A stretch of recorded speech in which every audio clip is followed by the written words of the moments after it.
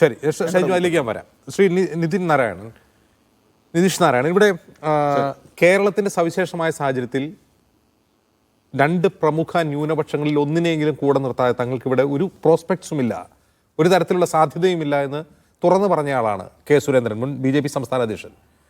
അപ്പോൾ അതിലാക്കാക്കിക്കൊണ്ട് കേരളത്തിലെ രണ്ട് ന്യൂനപക്ഷങ്ങളിൽ പ്രമുഖരായ ക്രൈസ്തവ ന്യൂനപക്ഷത്തെ അവർ ലക്ഷ്യം വയ്ക്കുന്നു. അതിലെ പ്രമുഖ ഡിനോമിനേഷനുകളുടെ നേതാക്കളുമായും സഭാപിതാക്കളുമായും അവർ നേരിട്ട് സമ്പർക്കം പുലർത്തുന്നു. അങ്ങനെ ഒരു വിഭാഗം ആളുകളെങ്കിലും BJPക്ക് വോട്ട് ചെയ്യാൻ തയ്യാറാകുന്നു. ചില തദ്ദേശ സ്ഥാപനങ്ങളിൽ പോലും ആ പിന്തുണയോടുകൂടി അവർ അധികാരത്തിൽ വരുന്നു. അതിൻ്റെ ഒരു പ്രധാനപ്പെട്ട ഒരു മോഡസ് ഓപ്പറാൻഡി തന്നെ മറുപക്ഷത്തുള്ള മറ്റൊരു ന്യൂനപക്ഷ സമുദായത്തെ ശത്രുപക്ഷത്ത് നിർത്തിയുള്ള ഒരു പ്രചാരണമായിരുന്നു. കഴിഞ്ഞൊരു 4-5 വർഷമായി കേരളത്തിൽ അത് വ്യാപകമാണ്. അതിന് അവർക്ക് ഫലമുണ്ടാവുകയും ചെയ്യുന്നുണ്ട്. ഈ ഒരു സംഭവത്തോടു കൂടി ആ ഒരു നീക്കം ദുർബലമാകുമെന്ന് CPM കരുതുന്നുണ്ടോ?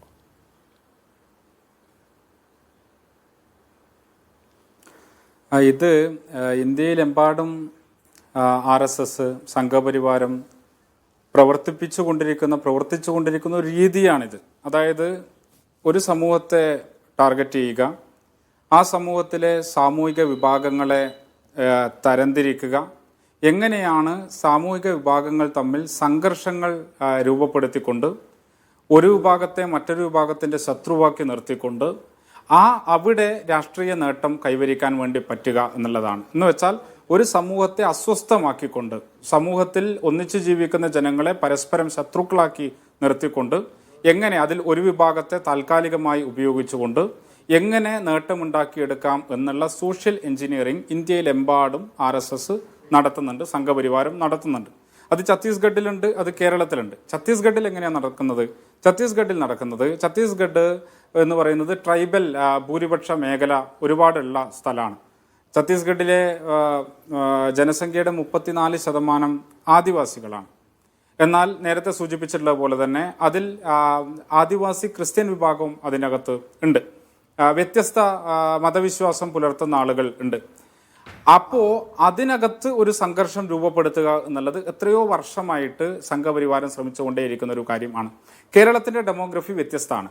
കേരളത്തിൻ്റെ ഡെമോഗ്രഫിയിൽ ഇന്ന് ക്രിസ്ത്യൻ വിഭാഗത്തെ കൂടെ നിർത്തുക, ചില ആളുകളെ എങ്കിലും തെറ്റിദ്ധരിപ്പിച്ച് കൂടെ നിർത്തുക എന്നുള്ളൊരു തന്ത്രമാണ് BJPയും സംഘപരിവാരവും എല്ലാം കുറച്ച് കാലമായിട്ട് അവർ പിന്തുടർന്ന് കൊണ്ടേയിരിക്കുന്നത്. പക്ഷെ ഞാൻ പറയുന്നത് ഇതെല്ലാം ഒരേ തരത്തിലുള്ള ഒരു പ്രവർത്തന പദ്ധതിയാണ് എന്നുള്ളത് ആണ്.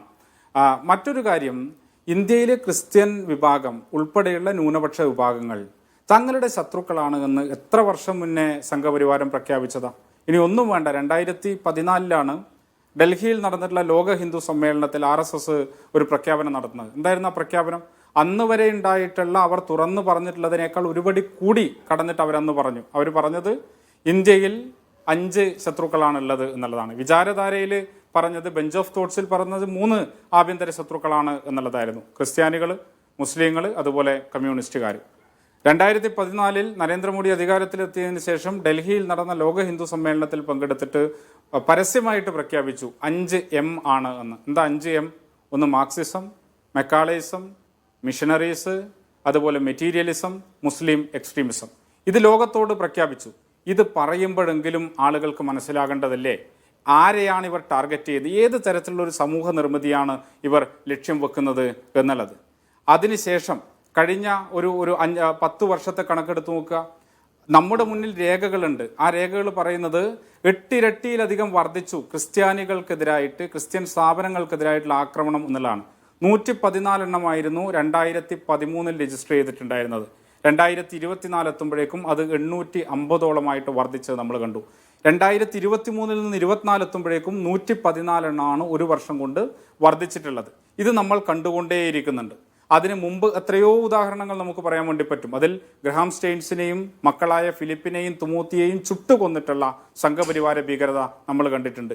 കാന്തമാലിൽ നടമാടിയിട്ടുള്ള മനുഷ്യത്വത്തെ ഭീകരമായി കൂട്ടക്കൊല ചെയ്തിട്ടുള്ള, പള്ളികൾ ആക്രമിക്കുകയും കന്യാസ്ത്രീകളെ ബലാത്സംഗം ചെയ്യുകയും പുരോഹിതന്മാരെ കൊല്ലുകയും ചെയ്തിട്ടുള്ള ചിത്രം നമ്മൾ കണ്ടിട്ടുണ്ടായിരുന്നു.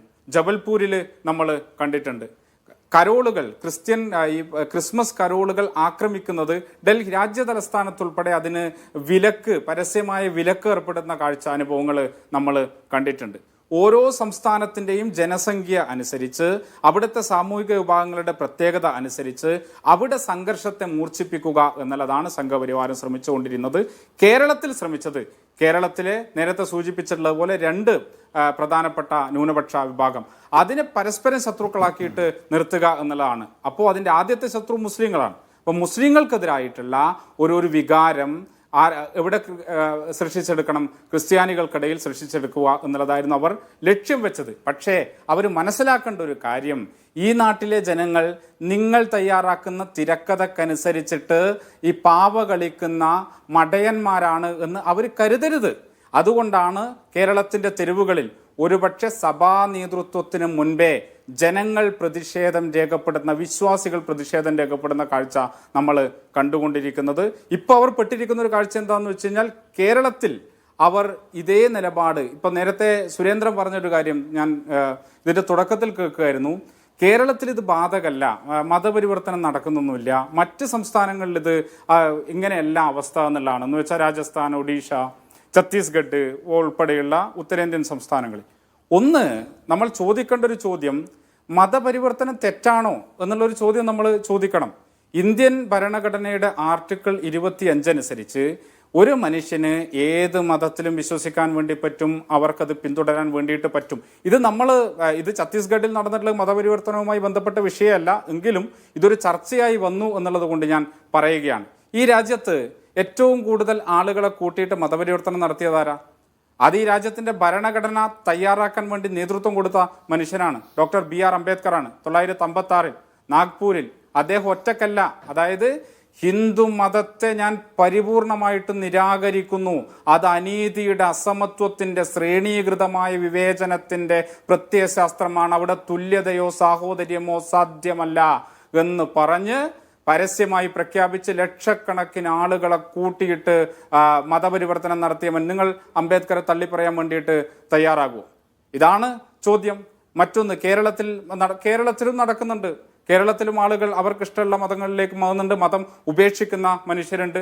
2021 ഗവൺമെന്റിന്റെ തന്നെ ഒരു ഗസറ്റ് പുറത്തു വന്നിട്ടുണ്ട്. അതിന് തൊട്ട് മുന്നത്തെ വർഷം ഇവിടെ കോളത്തിൽ മതം തിരുത്താൻ വേണ്ടിയിട്ടോ മതം ഒഴിവാക്കാൻ വേണ്ടിയിട്ടോ അപേക്ഷ നൽകിയിട്ട് അത് നേടിയെടുത്തിട്ടുള്ള മനുഷ്യരുടെ എണ്ണം വെച്ചിട്ട് 47% ആളുകൾ ഹിന്ദു മതത്തിലേക്കാണ് മാറിയത് എന്നുള്ളതാണ് മറ്റൊരു കാര്യം. ഇതൊക്കെ വളരെ സ്വാഭാവികമായിട്ടുള്ള കാര്യം ആണ്. എന്നാൽ ഛത്തീസ്ഗഡിലും രാജസ്ഥാനിലും ഒഡീഷയിലും പറയുന്നത് പോലെ ഇപ്പോൾ കേരളത്തിൽ പറയാൻ വേണ്ടിയിട്ട് അവർ തയ്യാറാവില്ല. എന്തുകൊണ്ട് തയ്യാറാവില്ല? അങ്ങനെ തയ്യാറായി കഴിഞ്ഞാൽ തങ്ങൾ നടത്തിക്കൊണ്ടിരിക്കുന്ന ചില കള്ളക്കളികൾ, തങ്ങൾ തയ്യാറാക്കിക്കൊണ്ടിരിക്കുന്ന ചില പുകമറകൾ ഇല്ലാണ്ടായി പോകും എന്നുള്ള കാര്യം അവർക്ക് അറിയാം. പക്ഷേ ആ രീതിയല്ല ഉത്തരേന്ത്യയിൽ നടത്തുക. 2 ഇടത്താണെങ്കിലും ഇവരെ ജനങ്ങൾ കൈവിടും. കേരളത്തിലെ ജനങ്ങൾ ഇത് തിരിച്ചറിയും. അത് ഏത് സഭ തിരിച്ചറിഞ്ഞാലും ഏത് നേതൃത്വം തിരിച്ചറിഞ്ഞാലും